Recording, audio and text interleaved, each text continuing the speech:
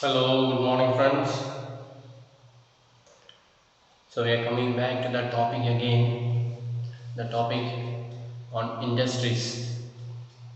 And today we shall learn about the industries that are based on agriculture, the agro based industries. Agro based means the raw materials are obtained from agriculture.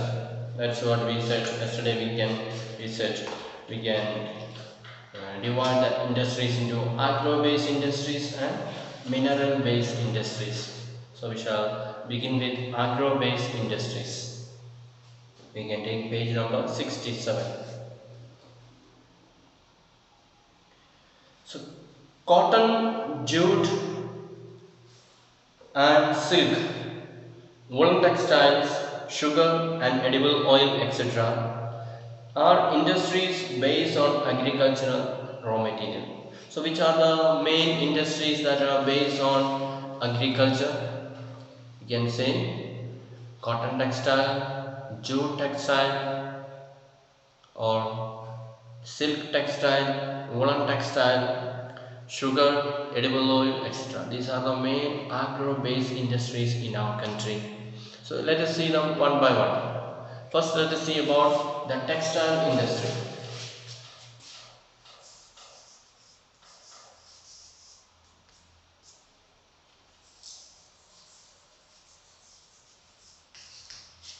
The textile industry. The textile industry occupies unique position in the Indian economy. So textile industry has got a very important place in the Indian economy because the raw materials are available in India plenty, especially the raw material cotton, jute and so is very much available in India. Therefore, it is occupying a very important position and it is contributing significantly to the industrial production. That is 14% of the industrial production is coming from textile industry. Then employment generation, 35 million people are directly working in this textile industry. How many million? 35 million people are working in textile industries. And the second largest after the agriculture. So agriculture, of course, more than half of the Indian population is working, and after agriculture it is the industry, the textile industry, that is providing more job opportunities to people of India. Then foreign exchange earnings, that is about 24.6% of the foreign exchange is coming from the textile industry. That means we export it to the foreign countries and we get the foreign money. So that way we get the foreign money. And it contributes 4% towards the GDP. So because of this textile industry, our GDP means gross domestic product. So it is able to increase up to 4%. Then it is only industry in the country which is self-reliant and complete in the value chain, that is from raw material to the highest value added to the products. So we can say this textile industry is self-reliant. That means we are not depending on others. We have everything that is required to change from cotton to the textile or to the cloth. That means from raw material to the finished goods we are able to manage by ourselves. So all other industries we need to depend to a certain extent in the other countries, maybe to buy the machines and so maybe. But in as far as the textile industries is concerned, we are able to manage by ourselves. We are self-reliant. We are not depending on other countries. And you can see in the next page a chart is given there how the production in the textile mill is taking place. So first it is fiber production. Production is produced, fiber is produced. Then spinning, it is spin into threads.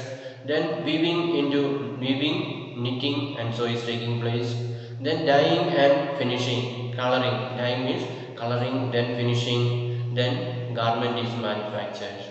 So that circle is going on. So raw fiber, then it is turned into yarn, then it is turned into fabric, that is cloth, then it is made into garments. So that is a process going on, and all this process we are able to do in India itself. We are not depending on any foreign countries. So the second one is cotton textile.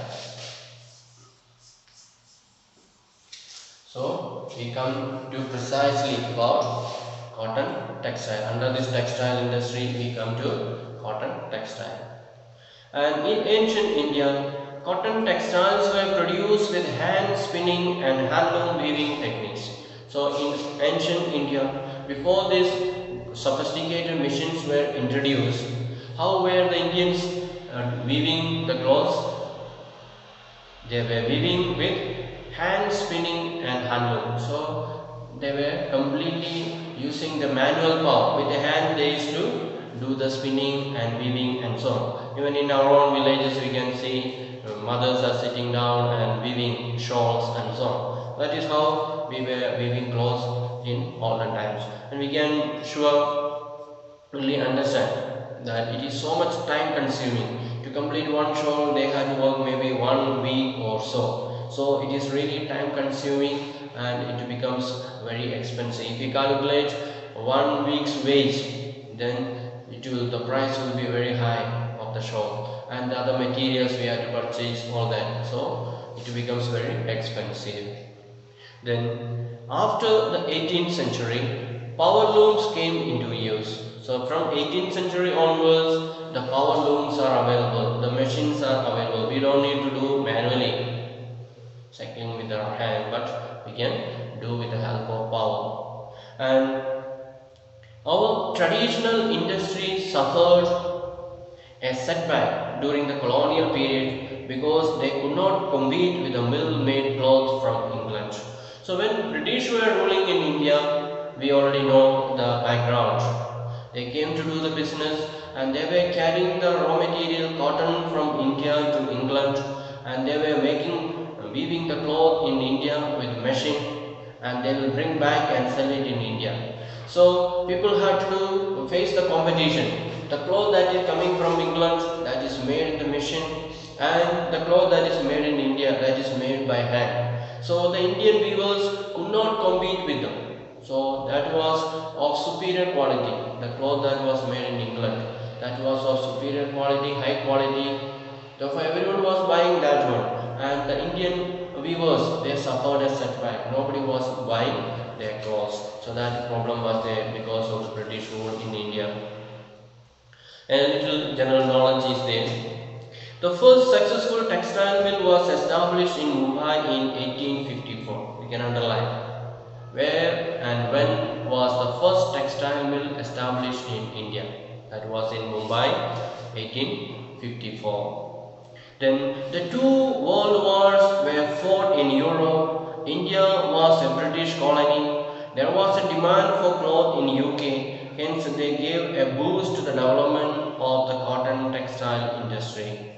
And the second thing, when the World War was taking place, both World War, First World War and Second World War, and that was in Europe, and India was a British colony during the World War, and there was a demand for cloth in UK. So during this World War, most of the European factories were closed and they were not working. Therefore there was a demand for cloth, and that way Indian clothes were exported to UK to be used there. Therefore there was a boost for Indian textile industry because of this high demand. So when people are there to buy and demand our products, then that industry will get a boost. They can produce more things because they know people are going to buy. So that way, that World War in one way it was helping the Indian textile industry. Then as on 30 November 2011, there were 1946 cotton and human-made fiber textile mill in the country. So according to the data available on 2011 November 30, we have how many mills? We have 1946 cotton and human-made fiber textile in the country. textile mills in the country, not milk but mills. About 80% of these are in the private sector and the rest in the public and cooperative sectors. So most of the mills in the textile industry or cotton textiles, it is under private sector. That means it is private people who have started this industry. So almost 80%. Then the rest are in the public sector and cooperative sector. Some of them, very few are under government, that is public sector, and quite many are also in the cooperative sector. Many groups join together, cooperate together and work and produce the fabrics in these mills. Then apart from these, there are several thousand small factories with 4 to 10 looms, and also in our country there are small factories are there. We can say small scale industry, and they have very few small looms are there, maybe between 4 to 10. Some are having only 4 looms. So even in their own house, a big room is converted into in the factory where they can work 4 looms up to 10 looms and so on. So that is run by small individuals without much investing the capital. Then in the early years, the cotton textile industry was concentrated in the cotton growing belt of Maharashtra and Gujarat. Availability of raw cotton, market, transport, including accessible port facilities, labor, moist climate, etc., contributed towards its localization. So we said in earlier years, most of the cotton mills were growing or established in Gujarat and Mumbai. What could be the reason? Earlier we said what are the factors affecting the location, choosing the location of an industry. So we can see all those locations or majority of those factors were present here. That's why Mumbai and Gujarat were selected. So which are the factors affected here? First of all, availability of raw cotton. That means the cotton, the raw material. Then market was available. Then transport, including the seaport. Both Gujarat and Mumbai, they have got seaport. Therefore, the transportation or for selling, exporting, it was easy. Then the labor was available. A lot of people were available there to work in the factory. Then moist climate. So moist climate is required for the growth of cotton, and therefore these places had this climate, moist climate, therefore cotton was growing very well there. Then these are the factors we can underline. Which are the factors responsible for the location of cotton mills, cotton textile mills in Mumbai and Gujarat? And this industry has close links with agriculture and provides a living to farmers, cotton ball pluckers, and workers engaged in ginning, spinning, weaving, dyeing, designing, packaging, tailoring, and sewing. So, because of this industry, the people in Mumbai and Gujarat, lot of them got a job. It became a source of income for them. They got a lot of job in this. What are the jobs they got? The job for plucking the cotton balls, the cotton from the plant they have to pluck. Then workers engage in ginning. Ginning means after plucking the cotton, there will be seeds inside the cotton, small seeds. So that seeds have to be removed. That is called ginning. So a lot of people were employed to take out the seeds. Then spinning. After removing the seeds, we have to do the spinning. Cotton has to be changed into threads. Then weaving. Then using that thread, we have to do weaving and make cloth. Then afterwards, we have to do dyeing, coloring the cloth. Then we have to do the designing. What design is good, all that. Then we have to do the packing to sell it to the shop market. Then tailoring. A lot of people got chance to do the tailoring work, cutting cloth and stitching cloth and so on. Sewing means stitching. So different departments were there, and a lot of people were engaged in doing this work. So we can say a lot of people were employed because of this textile, jute, the cotton textile industry. Then the industry, by creating demands, supports many other industries such as chemicals and dyes and mill stores, packaging materials and engineering works.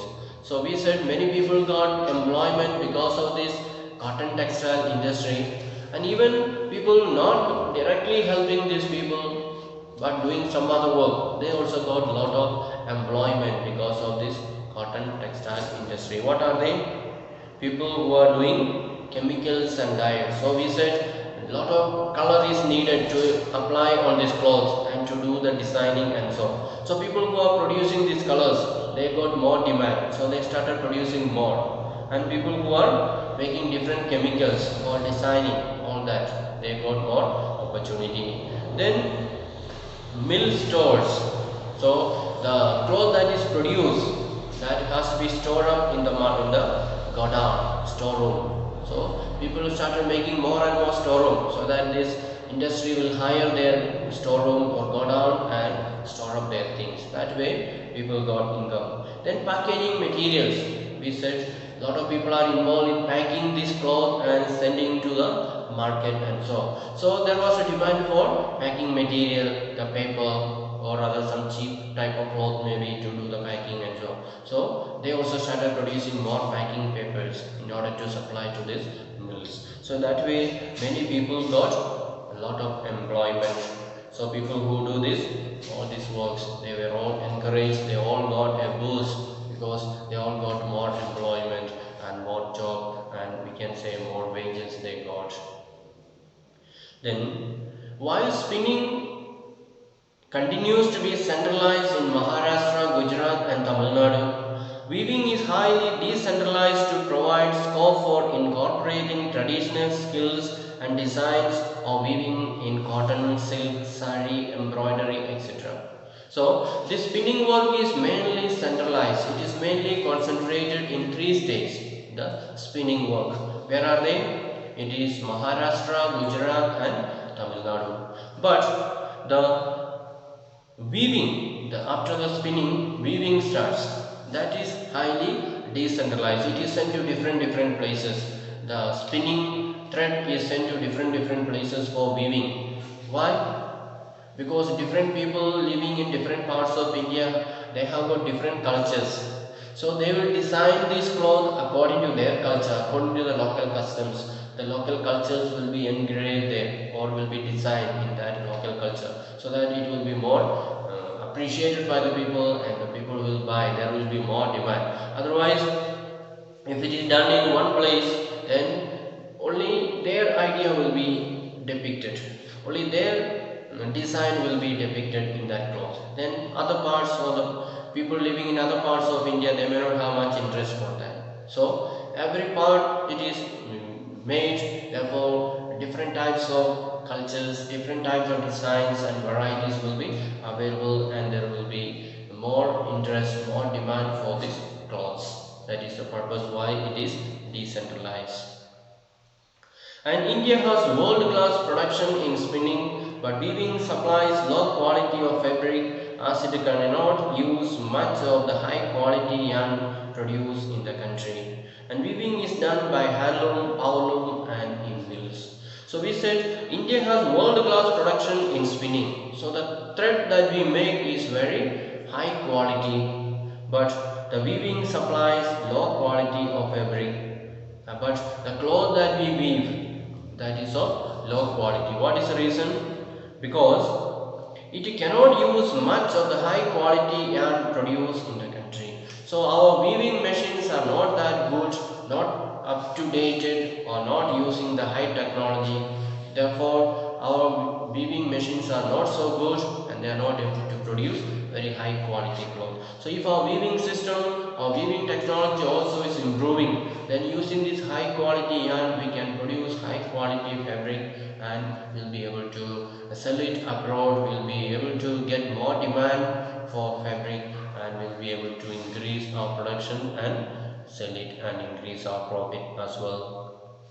And so India is using handloom as well as the powerloom in the mills. So some of the places still that handloom is used. So that's why production is low, the quality of the production also is low. And if you start using good power looms with a high technology, then we will be able to improve our production, improve our quality, and certainly our industries will develop faster. Then the hand-spun khadi provides large-scale employment to weavers in their homes as a cottage industry. So you must have heard about Mahatma Gandhi promoting khadi dress, khadi clothes.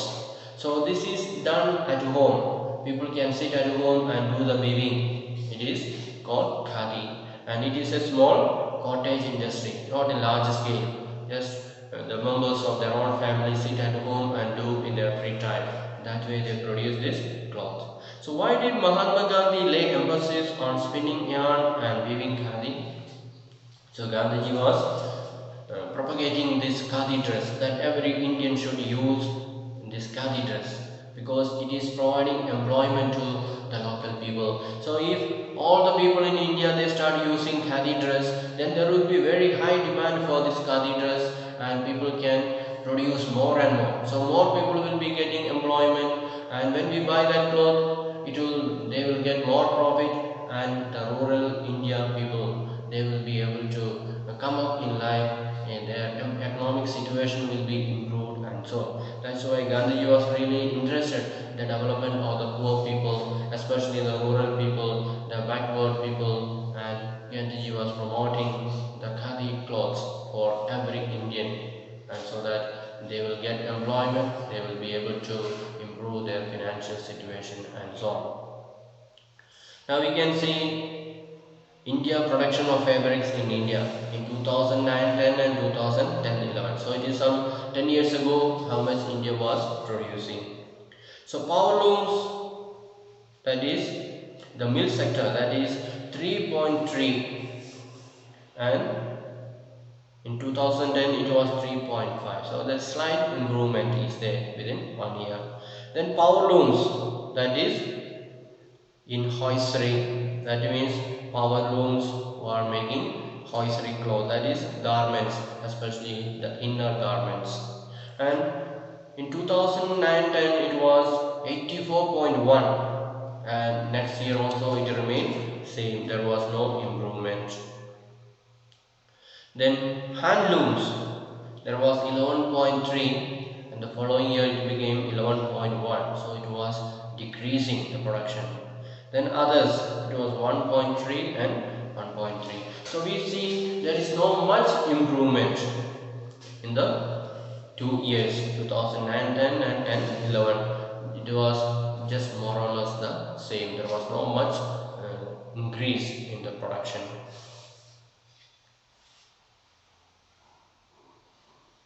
And you can note 90% of the weaving, cutting and processing is decentralized sector. So we already said earlier that making the thread, that is done decentralized like Tamil Nadu, Maharashtra and Gujarat, but the weaving is done in different parts of the country in order to get more designs and more colors and more pictures, and so will be available according to the local customs of the people. Then why is it suddenly the figures above and not the shape? Study the figures above and note the share of mills in the production of fabric. So which one is providing more? Power looms are providing 84%. So all other ones are contributing very little. And why is it important for our country to keep the mill sector loomage lower than power loom and handloom? So the loom sector and the mill sector, why we need to keep them important? What is the reason?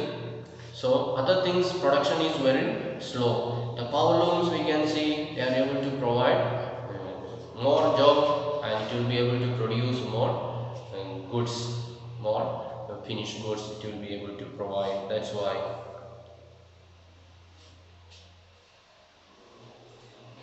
Then India exports yarn to Japan. So the yarn that we said the yarn that India produces is of very high quality, and so there is a demand from Japan to buy thread from India. Other importers of cotton goods from India are USA, UK, Russia, France, East European countries, Nepal, Singapore, Sri Lanka and African countries. So these are the countries who are buying textile items from India. Which are they? Japan is there, importing from India the threads, that is yarn. Then other countries which are buying textile products from India are USA, UK, Russia, France, East European countries, Nepal, Singapore, Sri Lanka and African countries. Then India has the second largest installed capacity of spindles in the world. So what is spindle? That is the wheel for rotating the thread, the yarn. So India has got the second largest number installed in India. That means in all these mills or factories, a lot of power spindles are installed. So with 43.13 million spindles, according to 2011-12 data, we have 43.13 million spindles are there in India. Since the mid-80s, the spinning sector has received a lot of attention. So now, from the 1980 onwards, the spinning sector has received a lot of attention from the government. We have a large share in the world trade of cotton yarn, accounting for 1/4 of the total trade. So the textile industry in India is doing well, and India has got 1/4 of the total trade in the world is taking place from India. However, our trade in garments is only 4% of the world's total. But the garment sale or the garment industry, the trade, only 4% is taking place in the world. And our spinning mills are competitive at the global level and capable of using all the fibers we produce. So our spinning mills are of very good quality, and all the yarn that we produce, we are able to provide, or we are able to use that one into clothes. Then the weaving, knitting and processing units cannot use much of high quality yarn that is produced in the country. So we said earlier, the yarn that is produced in our country is of very high quality, and therefore we are not able to make use all of them. And there are some large and modern factories in these segments, but most of the production is fragmented small units which cater to the local market.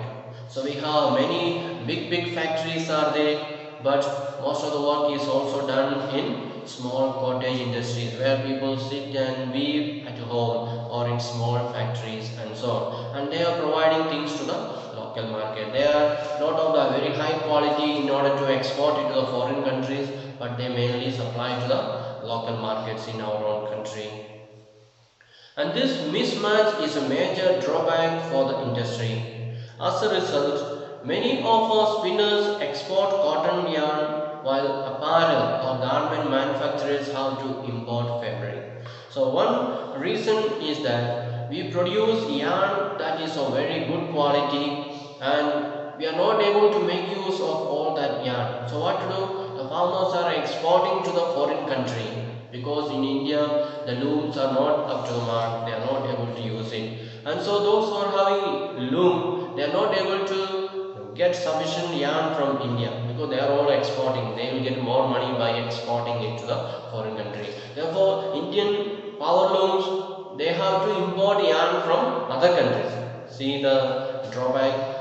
The yarn that is produced in India, that is of good quality, we are sending away to the foreign country, and we have to buy from other country yarn for our work in India. So that is a drawback. So government will have to do something in order to improve that situation and help the loom machines, the power looms, to improve their quality, so that they will be able to use the yarn that is produced in our own country, and we can reduce the expense of importing yarn. Then Yarn is sold at 85 rupees per kg. So the price of the yarn is 1 kg 85 rupees. And if it is sold as a trouser, it fetches rupees 800 per kg. So if this yarn is used for weaving and we make trouser or pants, then if you sell 1 kg cloth which is made pants, then it will be costing 800 rupees per kg. So it is the same thing. The yarn is 80 rupees per kg, and if you buy that yarn and produce clothes, maybe trousers, then after producing trousers, if we sell it, the price will be 10 times high. It was 80 rupees as a yarn, and as a cloth or dress, it becomes 800 rupees. So value is added at every stage, from fiber to yarn to fabric and to garment. So as we produce or as we cross each stage, the price is going on increasing, because lot of labor is added, lot of capital is added, and therefore they each section they need profit, therefore they will increase the price. Then, although we have made significant increase in the production of good quality long staple cotton like 356 lakh bales of 170 kgs each during 2011-12. The need to import is still felt. Power supply is erratic and machinery needs to be upgraded in the weaving and processing sectors in particular. So what are we to do in order to improve our production, the quality of our production? We need to improve the technology of our machines. We need to maybe import from other countries which are good, having high technology, high quality, and so on. And also we need to improve the power supply. The power looms are there, and without electricity they cannot work. That's why many places they are using hand looms, because even if there is no electricity, they can sit and work. So if government can provide steady electricity, then all these power looms can work, and lot of fabric, lot of clothes can be produced. Then other problems are low output of labor and stiff competition with synthetic fiber industry. Then other two problems that are faced by this cotton industry is that there is low output of labor. Low output of labor. The output, the labor that is coming out is very less, is very low. And also there is a competition between another type of textile industry, that is synthetic fiber industry. So instead of using the natural cotton, they create the synthetic or plastic type and try to make cloth with that. So people are going after that, and the natural cotton fabric cloths nobody is buying. Everybody wants to buy this synthetic fiber, that is plastic one. So these are some of the problems. So government need to get involved into it and help the manufacturers, the industrialists, to provide them more electricity, provide them better machines, and also provide good labors and so on, and also try to avoid this competition. Then the textile industry can really flourish in India, and it can help the increase of GDP in our country. So we shall stop for today, and in the next class we shall study about another textile industry called jute industry. So today we stop here and we'll begin next week. Okay. Thank you for listening. Bye. Meet you again in the next day.